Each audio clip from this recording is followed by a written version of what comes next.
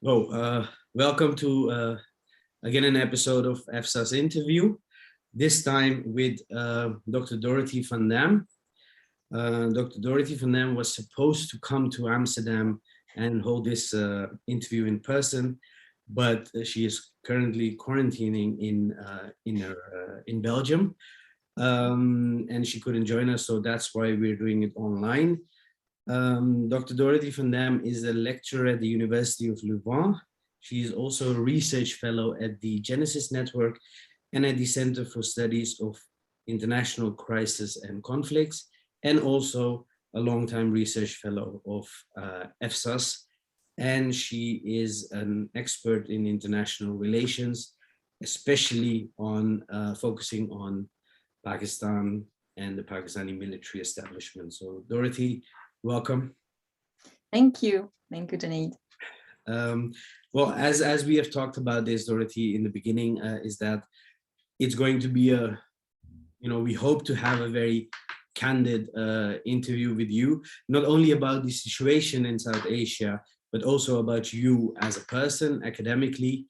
Actually, I would like to start with a bit of a personal question. Is that you, of course, you live in Belgium, and you teach at the University of Louvain. So how does a Belgium lady end up specializing on international relations, I can still understand, but on the Pakistani military establishment and Pakistan in particular? So granted, it's not obvious that a Franco-Belgian woman would actually specialize on this issue. So my story actually dates back to 9/11, the terrorist attacks. I was in the US during the terrorist attack in 9/11. I was doing a year of exchange in high school, and 9/11 was my first day of school in Michigan. And that made me leave these attacks in the American context, in the American social context. And from then on, everything that happened in Afghanistan was really something that I was interested in. And I didn't even realize it, but I kept following the news. I kept following what happened in Afghanistan, etc. And when I started my studies, my master's degree studies in political science in international relations, I started, I wanted to work on Afghanistan. That was for sure for me, for my master's thesis. And I remember that you can't really understand Afghanistan if you don't delve into Pakistan. And I started reading about Pakistan, and I remember being so incredibly frustrated because I could not understand that country, and it didn't make sense to me. And I felt like I needed to, understand it more, study it more, to actually get something from these two countries, to get a sense of what was happening in the region. And I had the opportunity to do an internship in Washington, D.C. with Dr. Marvin Weinbaum at the Middle East Institute, who is an expert on Afghanistan and Pakistan. And I worked on Pakistan for 3 months and a half during that time. So when came the time to think about a PhD and a subject for my thesis, it wasn't even a question to me. I was working on Pakistan. And because I just wanted to understand that country, I wanted to understand its military, because I got the grasp that the military was so important to understand the country. And I was really fascinated by it because I couldn't understand it. So I basically devoted my past 10 years to trying to make sense of the country. So you remind me of the book of, the title of the book of Anatol Lieven, Pakistan, a Hard Country. So in Exactly. your case, probably it's very much true. It's a hard country to understand. It is. Do you understand it now? I do much better. I don't think we can understand everything about any country in the world. There are always some elements that are beyond our grasp, and that's just because reality is so complex. But I make sense of it, and nothing fundamentally surprises me about Pakistan anymore. and that is what I aimed. I aimed at understanding what was happening to really, whenever there's something happening in Afghanistan, Pakistan, even in India, I make sense of it, and it just, it clicks in my mind because now I actually understand it. And you say you make sense of it. Of course, one of the reasons probably you did this is, first of all, you wanted to understand it and you wanted to make sense of it. How do you convey or communicate that sense to your audience? Because for them, it's much more difficult, obviously. It is actually, it's something that I've heard quite a number of times during my research when I was presenting it in Belgium or in other parts of the world that aren't so concerned about what's happening in South Asia. And I kept hearing, why do you work on Pakistan? Why do we care about Pakistan? And basically, what I try to convey is that first, every single country counts. So we have to understand all of them.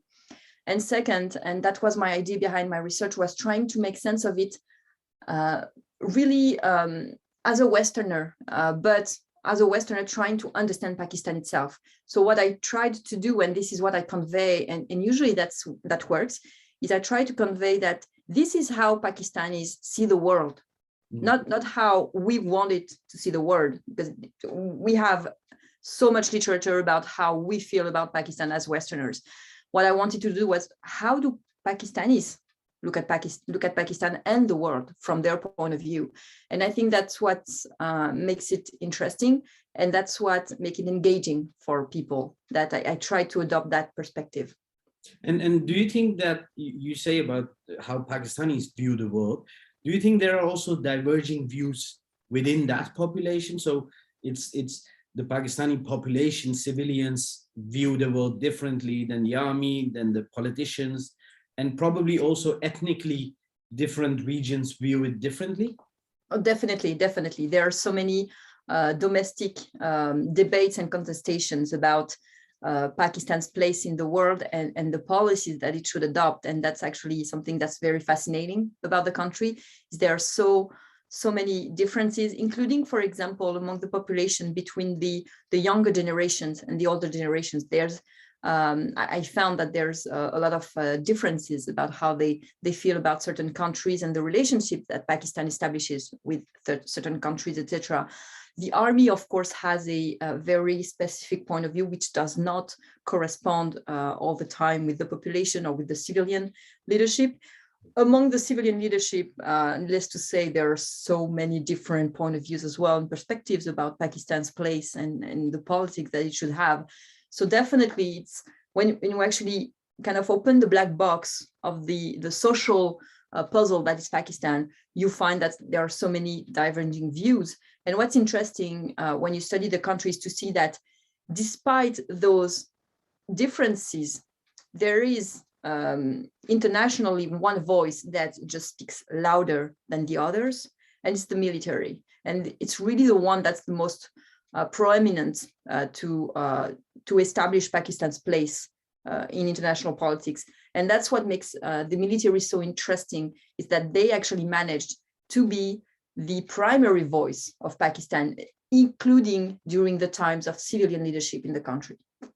And that's, of course, that is something which many people have, of course, pointed out about the military in Pakistan. But just to briefly get it from you and your viewpoint, why do you think Pakistan is a very new country? It's not even a century old. And why do you think that the military, even in recent times, when social media and it's the information age, and you talk about the new generation, why do you think it has still been able to keep such a tight hold over the country and its politics, like you say? How can it succeed for so long doing that? There's a lot of reasons, so I'll try to briefly explore some of them, keeping in mind that I'm not being exhaustive here. Unfortunately, I can't really delve into everything. But among the reasons, the first one that we could point out is the fact that it is true that Pakistan is a very new country. as you pointed out, it's not even a century old, but it did inherit from its history, and in particular from the British Empire. It inherited a very strong bureaucracy and very weak leadership, civilian leadership. So when Pakistan became independent, there was already a strong bureaucracy in the country, which helped the military. They built on this bureaucracy to actually entrench their power right from the start, and to really get their ideational definition and understanding of Pakistan as the dominant one and the first one. So that is the first reason. The second reason is that Muhammad Ali Jinnah died very soon after independence, right? And he did not have the time to really entrench his own ideas and his own views of the country. If you look at his speeches, you could really imagine how Pakistan would have evolved differently if he had stayed alive. But he was embodying the idea of Pakistan by himself. So when he died, basically everything was to be done, because the one person who embodied, who personified the idea of Pakistan was gone. So who was there strong enough to actually keep that idea alive and really help build the country and make it strong? The military, the bureaucracy, because they were there and because they were strong. And they inherited a very powerful and competent tradition from the British.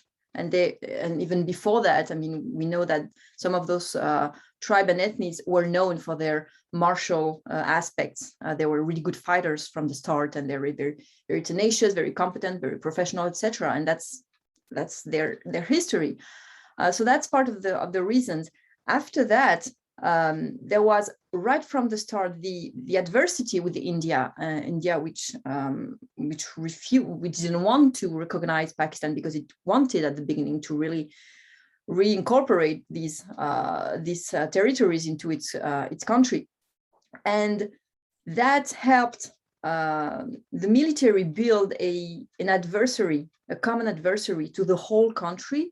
And that is a discourse that the military has been extremely successful in maintaining over the years, over the decades. And basically it keeps on building that discourse that India still wants the destruction of Pakistan and still wants to reintegrate Pakistani territories into its country, which is not the case anymore. Nobody questions the existence of Pakistan anymore.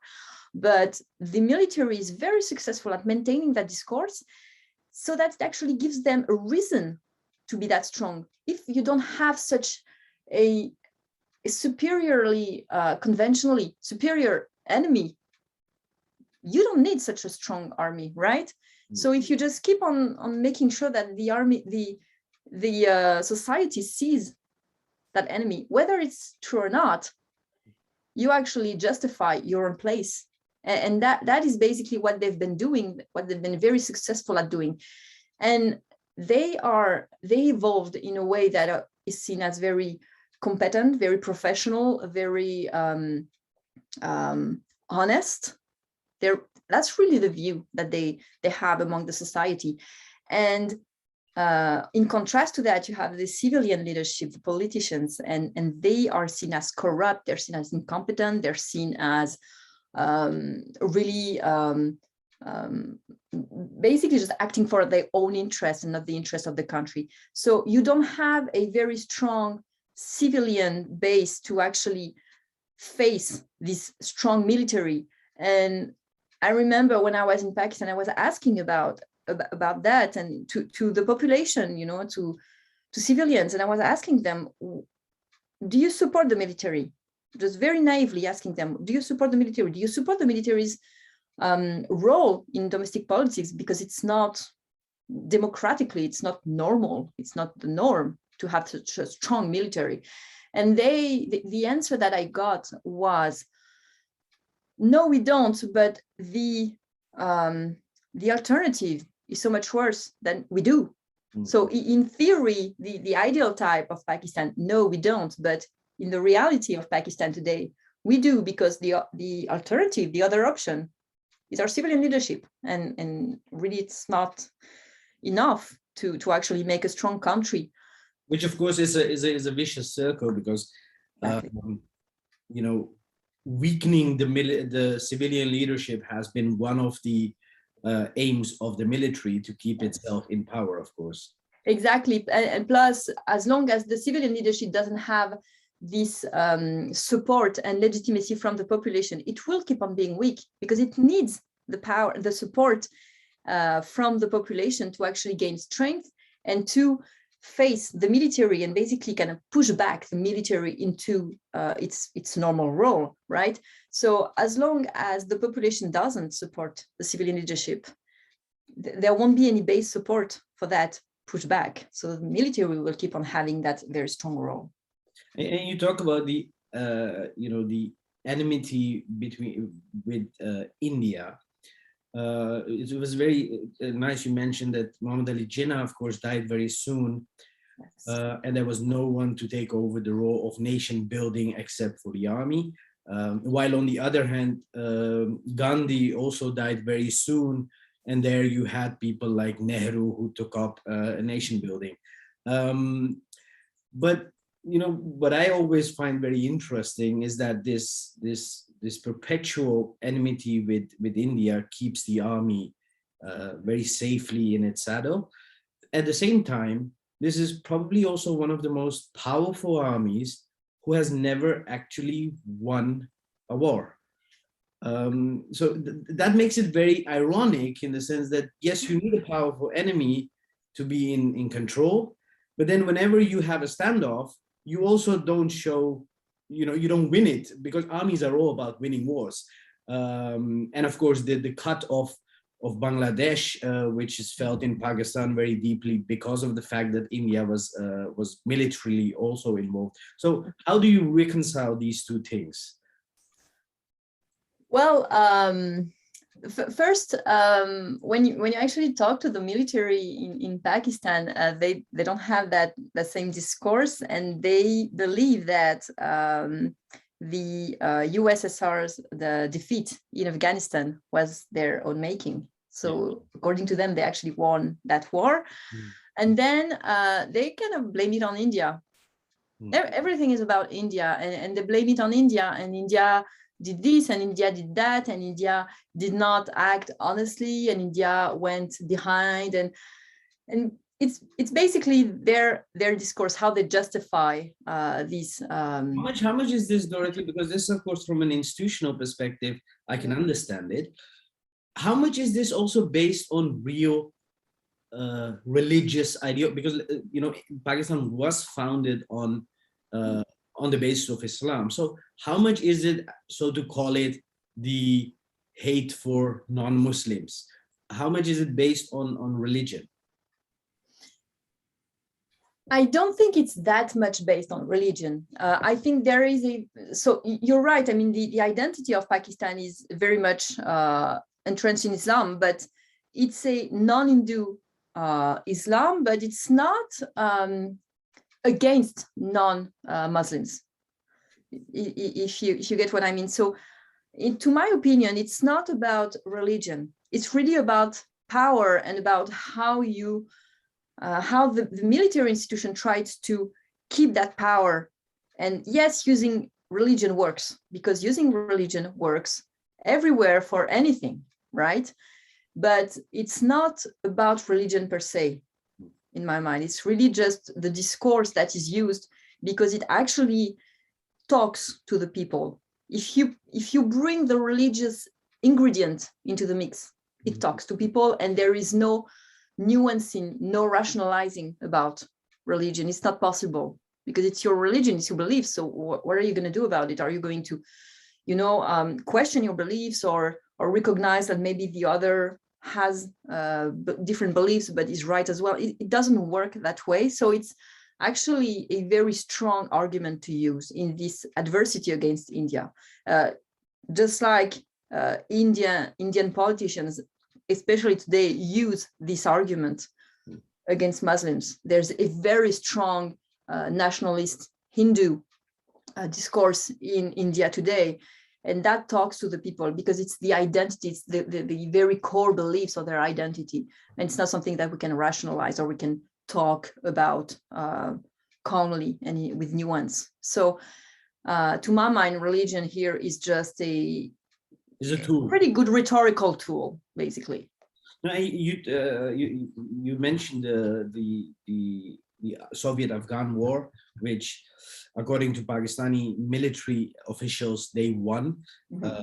Yes, I think together with the Americans, as long as you can call it a win, because Afghanistan is still in a mess. And coming to, and that is a story that everyone knows, of course, what happened during that time, how US and Saudi money was used, well, through Pakistan and its intelligence agency to fund the Mujahideen. And now we're back at the same thing. Would you say they consider this a win as well? I think they do. Yes, I think they do. The group that they considered their ally, that they nurtured, that they protected, that they financed, they trained, they helped hide and rebuild, is back in power. So yes, definitely, they do consider it a win. Against the Americans. Against the Americans, yes. Okay. So that is a very, yeah, well, that's a, you know, let's talk about that a little. Let's talk about the difficult marriage between Pakistan and America. So they fought with the Americans against the Soviets. And like you say, they supported, nurtured, armed, trained a group which now fought against the Americans, and they considered this as a win as well. How does that marriage work then? Oh, like a very bad marriage. They are cheating everywhere sideways. It's a catastrophe. No, actually, I like this image of marriage. It's an image that is often used to talk about the US and Pakistan. I find this extremely interesting that we talk about it like that. This is a highly dysfunctional marriage, let's be clear. And I think it's based on so many misconceptions about the two countries and misunderstandings about the two countries.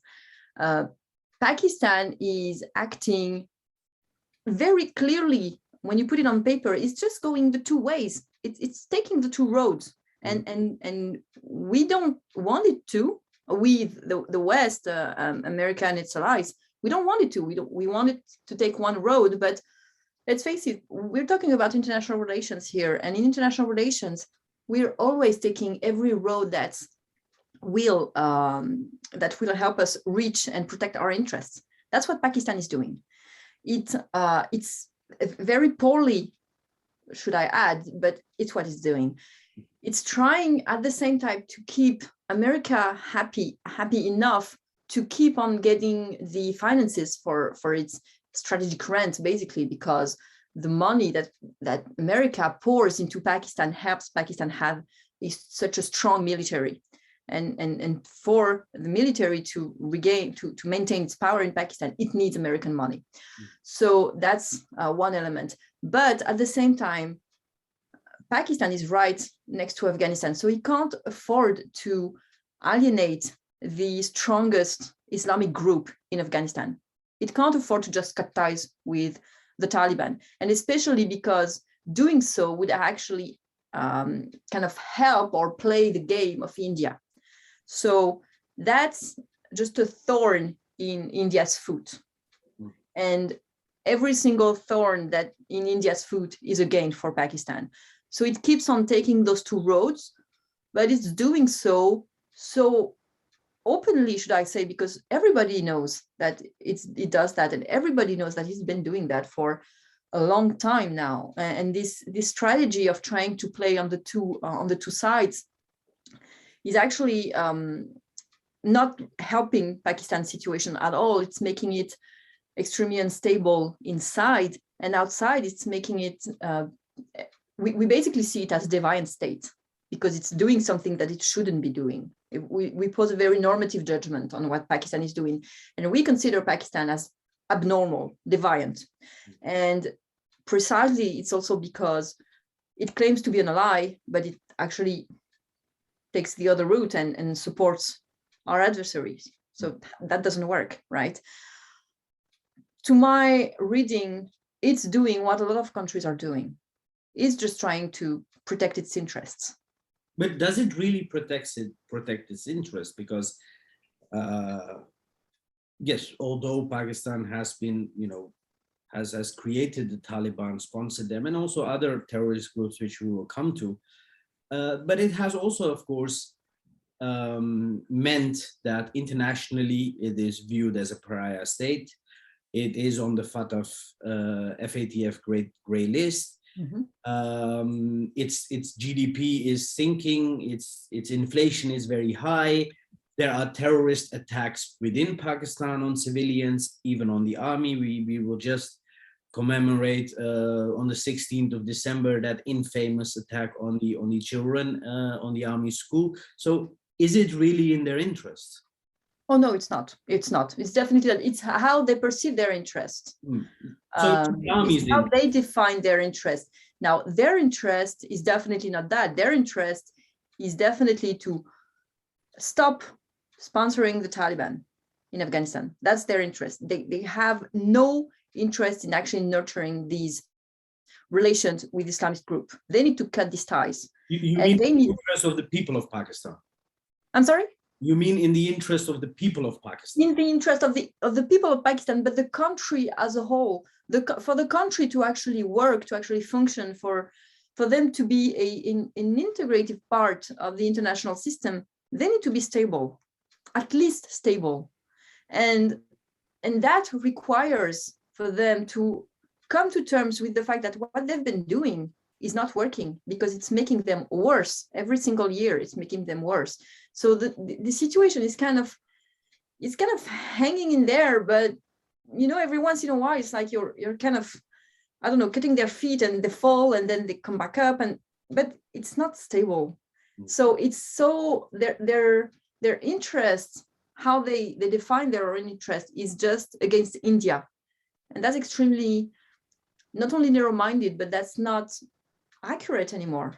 In today's international system, it's not accurate anymore, but that's how they see their interests. But I would say India has stopped thinking of Pakistan as its main adversary, and it's mainly looking probably towards China. Yes. So, but when we come back to this, now that they are in power, and you say they should work in a different way, they have been doing this way. Will it change now that their friends, allies, and their proxies are back in power in Afghanistan? Will it change? And do you think the Taliban will be able to keep power? Because many people are saying they will not. In Afghanistan itself, I actually doubt that the Taliban will be able to maintain their control over the whole country for a long time. Now, it depends on the time frame that you're asking me. Maybe 2, 3, 4 years, maybe, but longer than that, I don't see that happening. It really will depend, I think, on the ability of the Taliban to open cash flows. If money pours into Afghanistan, there will be increasing economical opportunities, not for the people, but for the Taliban and for the countries who don't really care about the population, the Afghan population. And that will actually, from a very realistic point of view, help stabilize the country. The population will be incredibly poor and frankly miserable, but the country itself will be might gain stability enough to actually kind of function, more or less. That's already the case in other countries, where the population suffers a lot, but the country itself is stable enough to actually function as a full member of international politics. So that's that for Afghanistan. Now, for Pakistan, if you turn to Pakistan, considering this situation, I don't see them cutting ties with the Taliban anytime soon, because really in their mind, it's a win. So they have no reason, no incentive today to actually cut the ties. I think what we need to understand about Pakistan, and that is probably what is most interesting about this country, in my view, is that it's not simply a case of adversity vis-a-vis India. It's a case that the identity of Pakistan is built on not being India. That it's in their DNA, it's in the very identity of the country. And the first question that I asked to my interviewees when I was there was, what does it mean to be Pakistani? And only one person told me something different from, it's about being not Indian. All of them told me it's about, we're not Indian. Okay, that does not define someone, but it defines them. And I think we need to understand that, because if we don't understand that, we don't understand how much Pakistan as a state today needs to be not India. And that means keeping this adversity alive, because it's part of their identity. If they don't have this adversity, what is Pakistan? How do they define themselves? And that, I think that's where they're missing something. And that actually questions the whole cohesion of society. Because the two-nation theory, of course, went out of the window in 1971. So yeah, indeed, what do you define your identity? Which is very strange, because, you know, speaking from experience, Lahore and Old Delhi are practically the same thing. You wouldn't even notice in which country you are. And that goes for the two Punjabs as well. If you would be in either one of the place, you would not notice where you are. But you talk about the fact that they will not drop, coming back to Afghanistan, they will not drop the Taliban, and they're very happy with them. You know, there have been suggestions that they might not be very sure about the Taliban, and that's why the induction of the Haqqani network into the Taliban's government or interim government or their ranks has been masterminded by the military. Is that true? I don't think it is. I think it's a bit too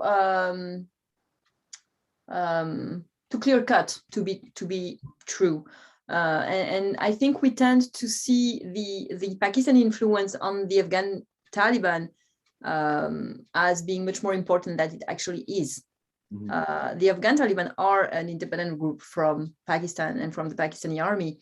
So, and we have seen that in time, you know, like in 2008, when the Pakistani military arrested Baradar and he was put in jail. That was actually a signal to the Taliban to tell them, you do not do things that we don't want you to do.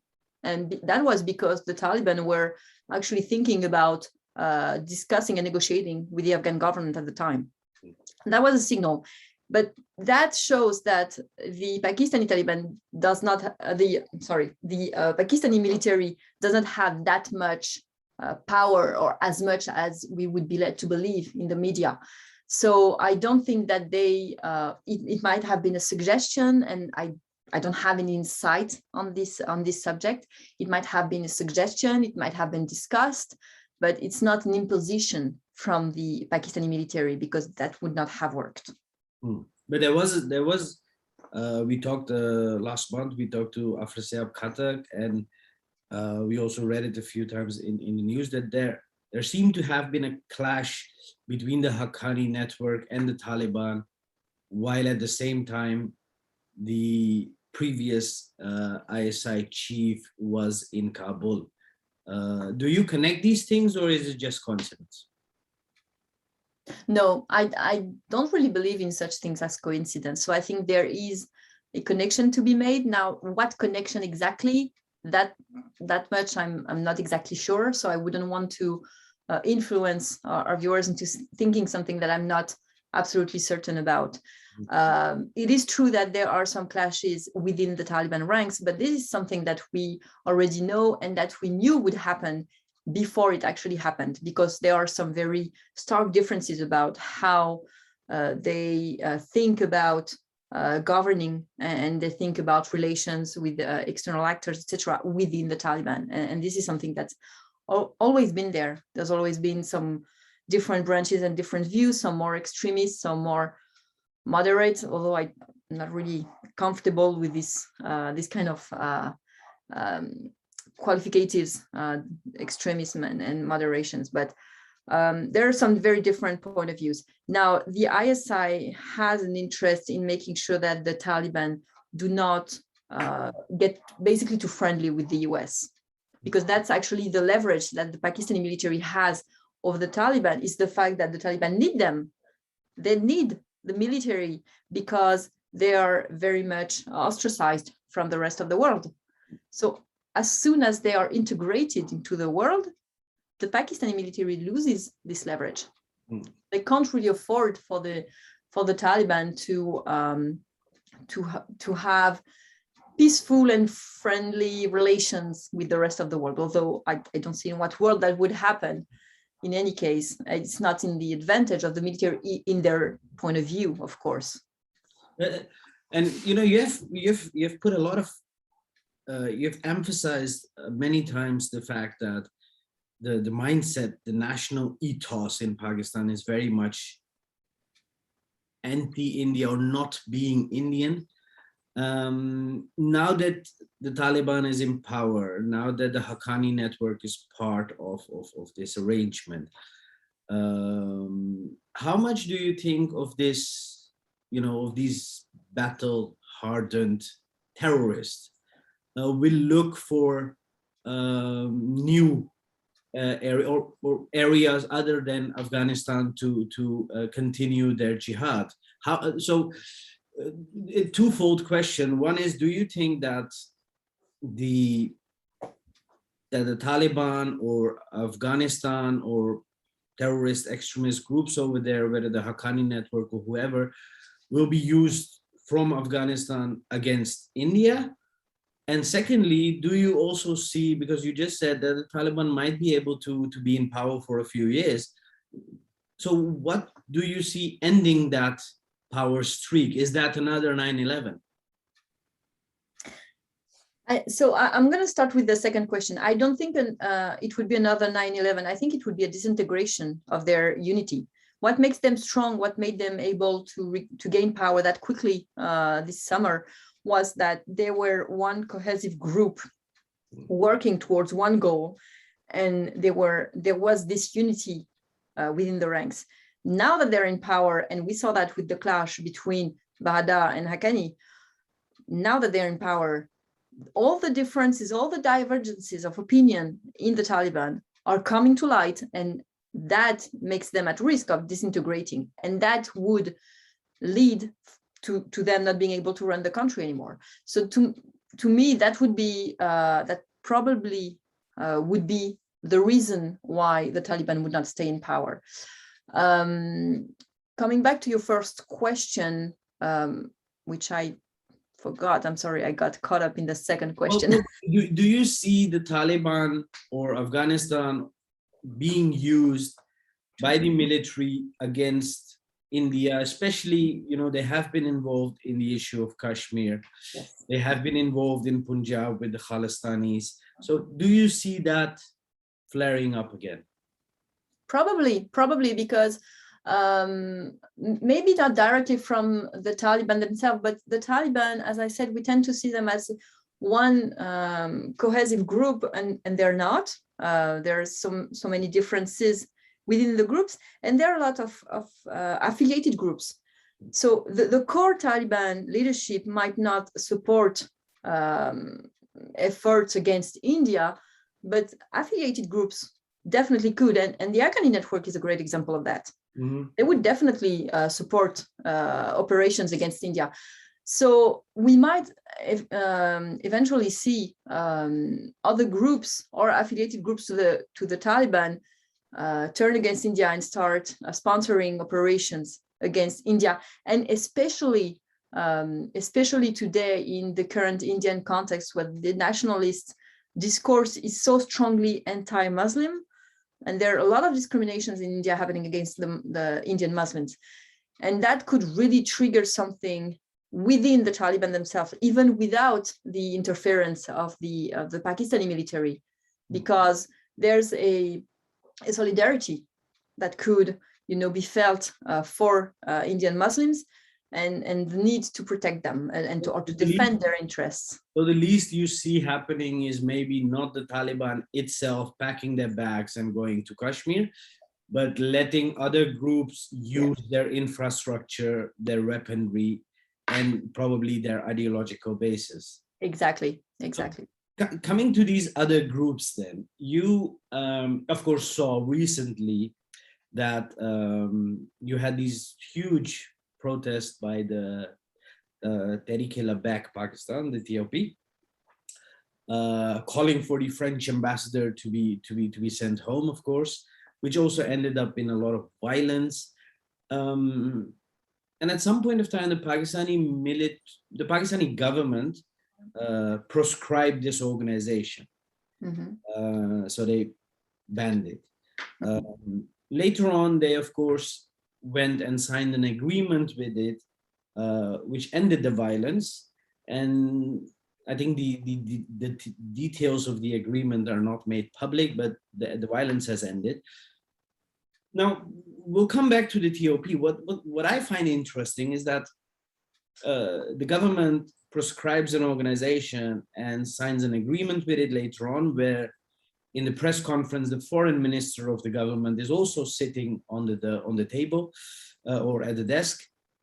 We have seen many terrorist extremist groups being banned in Pakistan, like the Lashkar-e-Toiba, like Jaish-e-Mohammed, many others. So how seriously should we take that by going with the example of the TOP? So I think there are two elements to keep in mind. The first element is that some groups are actually seen by the government and the military as potentially destabilizing the country, or actually destabilizing the country, and those groups definitely cannot be nurtured. But there are other groups that are seen as strategic assets against India, and the Lashkar-e-Taiba is actually a great example of that. So the banning of those groups, to me, is more a kind of showing off to the international community. See, we're doing our part. We're doing our part in this war against terrorism, and we're trying to ban those groups, and we're trying to curb terrorism. And I think that's what we saw. Now, we have also to keep in mind that Pakistan, as it is today, can't afford to just go against all these groups. It would be way too destabilizing to have all of these groups turn against the country. And I think that's exactly what we saw. They proscribed the group, but violence ensued, and they couldn't see an end to that violence except negotiating with them, because there was no end to be seen apart from that. So I think that's actually strategically for the country itself. I think that was a smart move, just to try and curb the violence, because they had no choice but to do that and to open the flows of negotiations with those groups, and with Ethiopia in particular in this case. So that's how I read the situation, basically. These are Frankenstein's monsters. Exactly, they are. So in essence, it's like the military, keeping its military interests in mind, created these groups, armed them, and now keeping the military's interests in mind, they can't even abandon them. So they have to live with them. Yep, exactly. So, and that's actually part of why they have to keep up the discourse of adversity against India, because if they don't, what's going to happen with these groups? These people are there, they're radicalized. You can't just turn them off and switch off the radicalization part. They're there and they're ready to fight. So you have to give them an enemy. If India is not there anymore, who are they going to fight? So how do you see the world dealing with this? Because they've dealt with it. They've dealt with it in the war on terror. They've dealt with it for 20 years. How do you see that panning out in the coming years? Because I believe at some point of time, the world might say, well, enough is enough. I'm not that sure, because it has been saying repeatedly enough is enough to Pakistan, and yet apparently is not enough to Pakistan, and they keep on behaving exactly the same way, and they keep on having the same policies.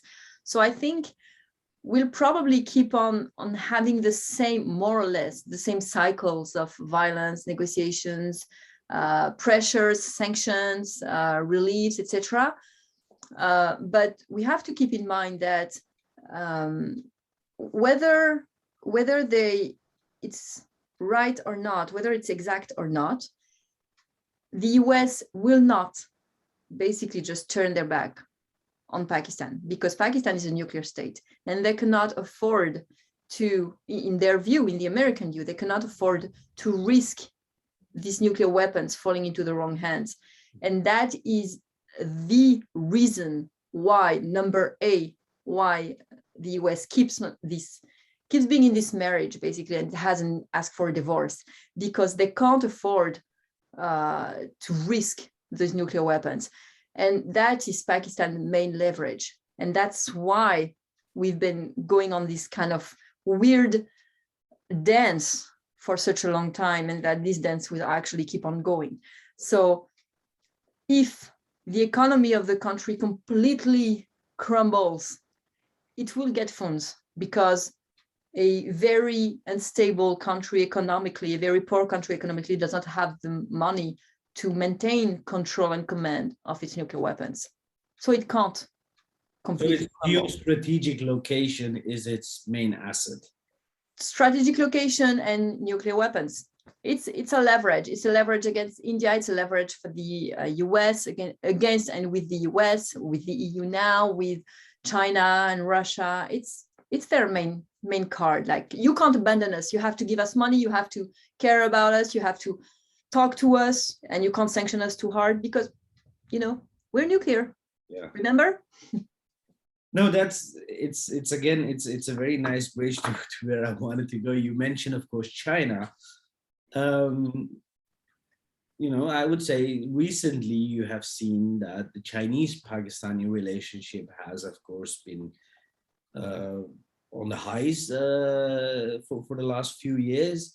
There is this BRI, part of the BRI, the CPEC project going on. There is huge funding coming into Pakistan from funding loans from China. So, you know, even with this new relationship, will the Americans and the West start caring less, or will they actually start caring more? I think it will really depend on the direction that Pakistan takes in terms of internal stability. Now, with the geopolitical competition between China and the US can't really afford to basically give over to China its allies. And Pakistan today is kind of sitting in the middle of them both. And it's a country that we could call the swing state, in the sense that it could basically go support US leadership or support Chinese leadership.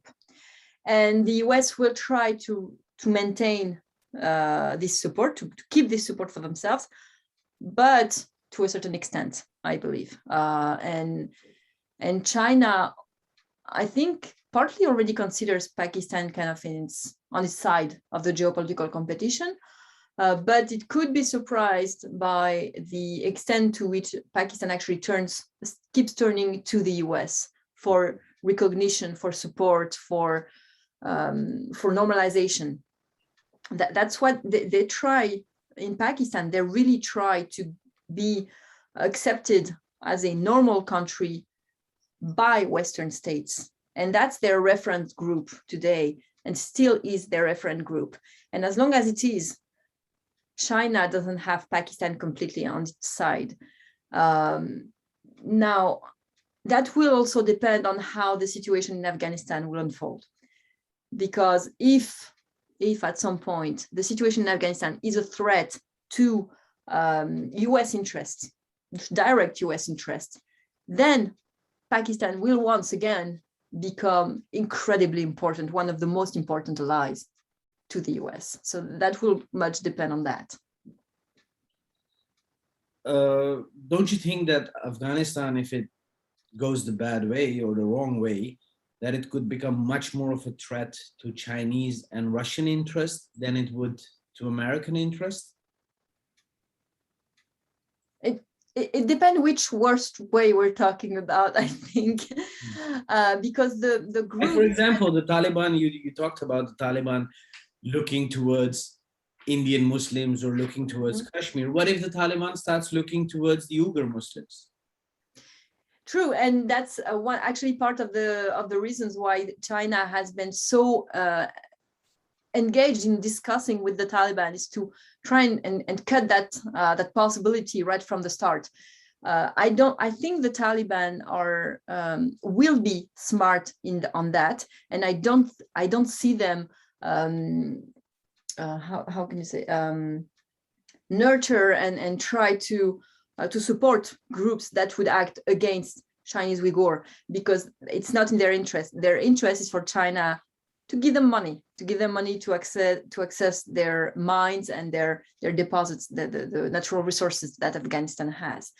So I don't think that's a realistic risk. Now, it could be seen as a risk by China and Russia, but that's why they've been so much diplomatically engaging with the Taliban, because they try to cut that. And I think the Taliban realize that and realize that they will need Russia and China on their side, because they probably won't get the US on their side. So they will need China and Russia, two countries that could actually really back them up, because those are two countries that don't really care about human rights and democracy. Yeah. So it could work. It could work for them.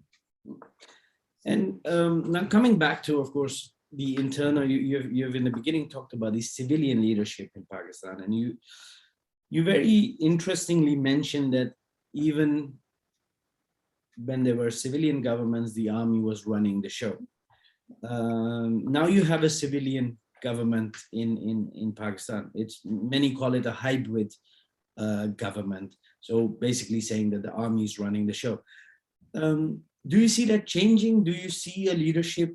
Because yes, the People's Party might have at some time worked together with the army. Yes, Nawaz Sharif has, but things have changed. Do you see these two parties or others like the Pashtun movement, for example, putting up a credible force against this hybrid government? Do you see that happening? I actually do see it happening, very little by very little, but I think it is happening, that the civilian government is able, little by little, to kind of try to disentangle the military from domestic politics. I see that happening on certain issues, but not on everything. And there are some issues that are extremely difficult for them to disentangle the two. And in particular, in all external relations, all the policy vis-a-vis India, vis-a-vis Afghanistan, vis-a-vis the US is very much still within the military's ranks. And when the civilian government goes another way, they get reminded of that quite quickly, that they're not the one in control, and the one on the driving seat is the military. But I do see some changes, and especially among the population, because the population is tired of that situation and is tired of having quite regularly, frankly, military coup, and is tired of having a weak civilian governance.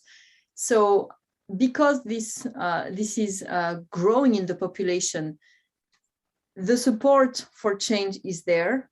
And I think among the civilian leadership, they start to realize that, and they start realizing that they can, take from this support as a leverage against the military to try and make things change. So it is changing, but it's going to take a long time in my mind to change really, and for us to actually see, to be able to label Pakistan with another label than a hybrid regime.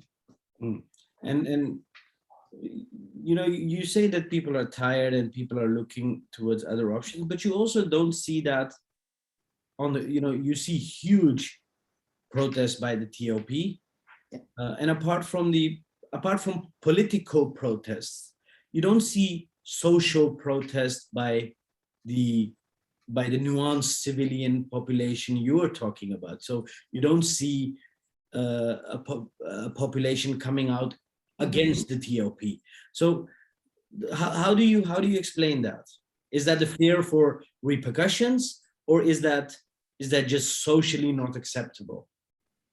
I think socially it's not acceptable, and I think there's this belief that social manifestations are reserved for specific kind of things and specific kind of groups in Pakistan. So social manifestations like that are not for the population to show their discontent, basically, and the discontent is there, and it doesn't mean that it's not present, just mean that it's not obvious, basically, but it's there.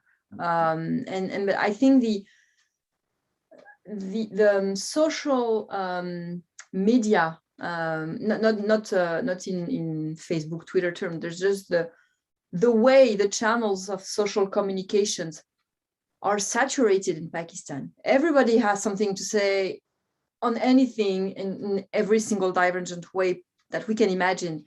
So basically, it doesn't leave a lot of channel of communication, of possibilities for the discontent to express, but it's there, and it finds other ways, alternative ways to express itself apart from social manifestations.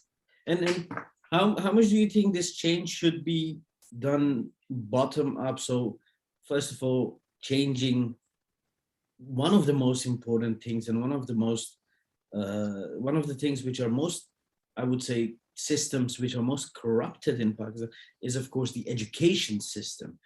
You have three tiers of education. So one is the private education, the government education, and of course the hugely madrasa education. So how much needs to change there from a social level?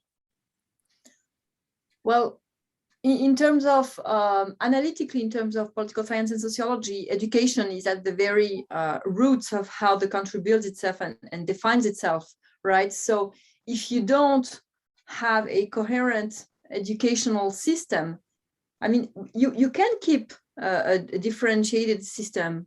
In Belgium, we do have a differentiated system, but it has to be built on the same basis, and it has to be built on the same ideas and the same values, and that's the problem today. So I do believe that the movement has to be bottom up, because it has to come from the people. If the people themselves don't want things to change, why should it change? But the people here, they do want things to change, and it has to come from them. And for a country to be as representative of its population as possible, the country has to be built from the population. That's the very basis of a democratic regime. So I mean, I'm not here defending democracy at all costs, because it's not the best regime, it's just the least worst regime that we have. But we have to establish that it's better than what Pakistan has today. And these movements, I think they can come from the top, from the civilian leadership, but it has to meet with the bottom-up movement as well. At some point, they have to meet in the middle to actually work against or push back the military, but they also have to integrate the military in this change, and they have to integrate the religion in this change. They can't make enemies of all the social movement that they don't want. They can't make enemies of everybody. It's not going to work. If they don't work with the military, if they don't work with the religious leaders, they're not going to get anywhere. No, you see, what you see is that you say that there is a pushback sometimes. You have seen that in Pakistan, that suddenly, you have people like Nawaz Sharif, albeit in London, but still talking very hardly against the military. You've seen that with the Pashtun Tahaffuz movement. You've sometimes seen that with the judiciary as well in Pakistan. But you've always seen, like you also mentioned, you've seen that very quickly they're reminded of who is the boss. Yeah. But which of these groups, so the judiciary, the Pashtun Tahaffuz movement, the civilian leadership of the PPP and the PMLN, or just the civilians from bottom up, which of these groups do you see, really getting to a point to challenge the current system? Or do you think they all have to work together? Ideally, they do have to work together. Now, I'm not sure the judiciary would be all that efficient, because granted, they do try and push back against the military, but they actually kind of comply extremely fast, and they tend to work with the military and in support of the military much more than they tend to push back against the military. So I don't see the judiciary as being such a strong ally, let's say, in these changes and possible changes in Pakistani politics and society. I think the strongest force that Pakistan has is its population. It's incredibly resilient, strong, and hopeful population. And they have to build on this population, those popular values and beliefs and hopes to try, and the established groups, for the ones that you mentioned, those established groups have to work with the population and for the population, because if they don't, they will keep on being seen as just specific groups, not representative of the whole. And that's what the Pakistan needs, representative of everybody. And what should happen with the Lashkars, the Jaish, which you say they can't abandon, they can't keep them alive to bring about these changes? Well, so what should happen to friends like Hafiz Sayed and Masood Azhar and all these friends? Should they just be put in jail, or what should they do? Frankly, I'm not sure I have the answer. I think they need to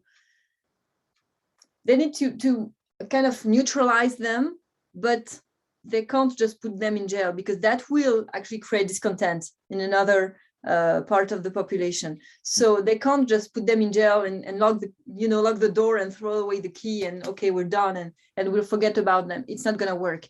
With the situation today in Pakistan, you have to talk to everybody, and that's why I said when I mentioned the military, you have to talk, including with the military, and you have to talk with everybody, with the opposition and with the religious side, and because if you don't, they're going to push back, they're going to fight against the change, and that's not going to be helping anything. Probably the Indians will say, you can send them here and we'll know what to do with them. Yeah, that's true, probably. We're waiting with a list to get these people. So for now, as you know, we were coming to an end of this very interesting interview where we have, a lot of things are of course known, but the intricacies, I think, and the sensitivities you have explained of this very hard country to understand, those are very interesting. And the biggest takeaway I think I have from it is that still 75 years almost after independence, and for centuries being part of, India or British India, or how you may call it, that according to you, many of these people still define their identity as being non-Indian, which is fascinating, because of course there are also Muslims living in India. This was also part of the same country. They were the same people.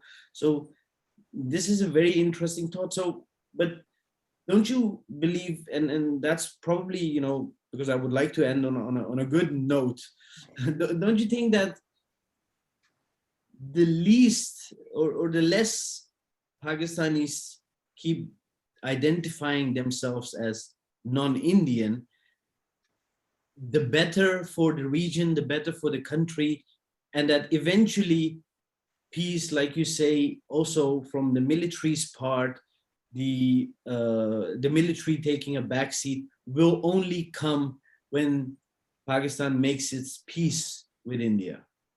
Definitely, I couldn't agree more. The Pakistani identity, reducing the Pakistani identity to being anti-India, when you're in Pakistan, when you discover this richness of culture, when you walk down the streets of Lahore, just thinking, how can you simplify all of that to not being India? There's so much more to being Pakistani than that, and this is the most important work, I think, that Pakistan needs to do, is to understand its identity for what it actually is, not for what it believes it to be. It's not about not being India. India is part of their identity because they share they share the territory and they share a region, and they share so much. And the identity, the Pakistani identity, is a work of fusion. It's a work of so many different influences that cross the country, and there's so much more. So I really do believe that it's the crux of the problem here, and it's going to take a lot of work and a lot of courage to really address that issue. But it can be done. It can be done. The Pakistani people have so much strength in them, and so much resilience. I'm positive that it can be done. Now it has to have the willingness to do it, but the strength, it does have it. I wanted this to be one of my last questions, but now that you come up with this, I find it very ironic, and I think you will agree with me, that the Pakistani identity, like you said, should be based on much more than just being not Indian. While it's very ironic that many Pakistanis within Pakistan identify themselves as not being Pakistani. True.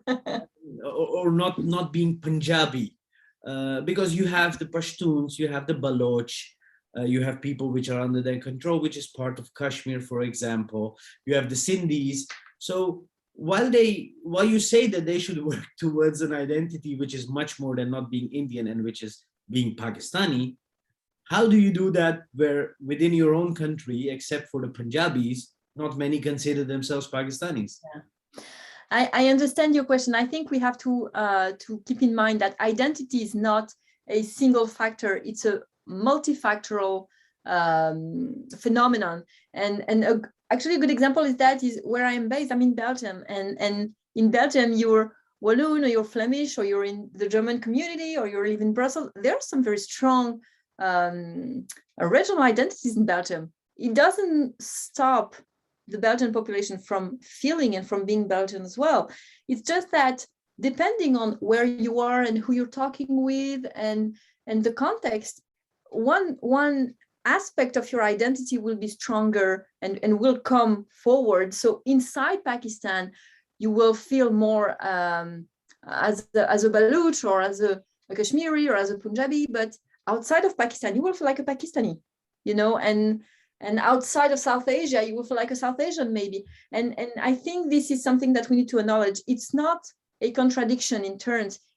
And that's why I said that Pakistan identity is a fusion, because it's also a reconciliation about all those ethnic groups. Pakistan is multi-ethnic, and it's part of its identity, and it's part of its richness. So it has to be acknowledged as part of Pakistani identity. So yes, we are Punjabi, or we are Sindhi, or we are a Pashtun, but we are also Pakistani, and one does not nullify the other. Yeah, so probably the stress on being Pakistani as being a Muslim should be different than it should be you are Pakistani because you are Baloch or because you are Sindhi. Exactly. And for that, of course, apart from social engineering, bottom up, one thing which is of course very important would be then also the economic restructuring of the country.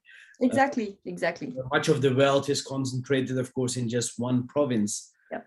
And like you said, you are hopeful that someday it will happen, but it will take many years to come. Yes. Dorothee, thank you very much.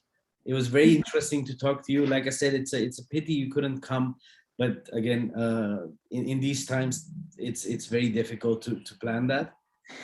But we hope that it's not the last time. We have done earlier programs as well, also with you.